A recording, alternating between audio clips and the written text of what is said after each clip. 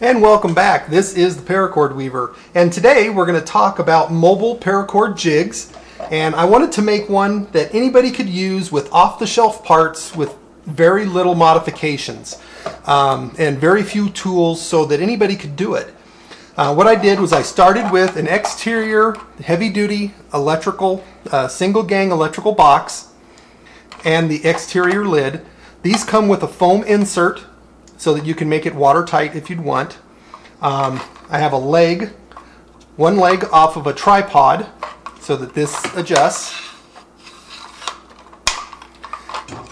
This leg was a press fit into this housing. I didn't have to grind or modify this box at all to get this leg in here. It was a tight fit, but I was able to press it in. Then what I did was I staked it on the back side. I drilled an 1/8 inch hole, used a galvanized roofing nail, and I could not put on this side with the big leg, I could not put this stake in this recessed hole because the smaller leg of the tripod needed to come all the way back so that I could get my minimum 7 inches that I needed to make bracelets, because that's about the smallest ones I normally make. And if I would have put it in the center where I started to originally, then it would be too far and I would have to modify a bunch of stuff. So to simplify it, I just staked it further back, and so this side doesn't sit flush like the other side. So on the small leg side, this small leg did not press fit into this housing, so I had to figure out a way to get this in there so that it was easy for somebody else to duplicate. So what I did was walk through the hardware store, and I found this one fitting right here that converts steel conduit into flexible conduit. Now on this side, this is threaded straight into this housing. I didn't cut or grind this housing at all. I just thread this piece right into the housing. And this small leg is a very tight pressed fit through here.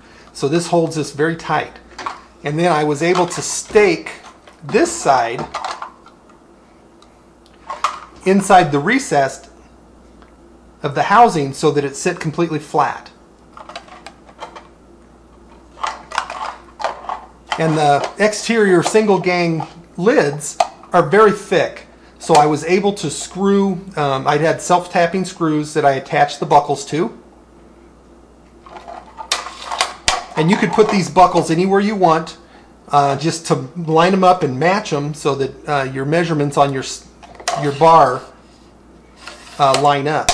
So these buckles, the big buckles, the 3/4 inch whistle buckles, are not tuned to this at this moment, but the 3/8 buckle is.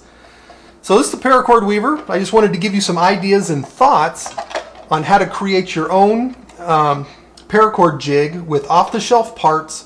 You don't have to be a scientist. Just buy the parts and basically make one cut on this leg and drill one hole here, one hole over here, and then wherever you want your buckles, and you're done. That's very simple to do, and the parts are right off the shelf, so you don't have to modify anything. So this is the Paracord Weaver, and we just wanted to give you some ideas and thoughts, and we'll see you next time.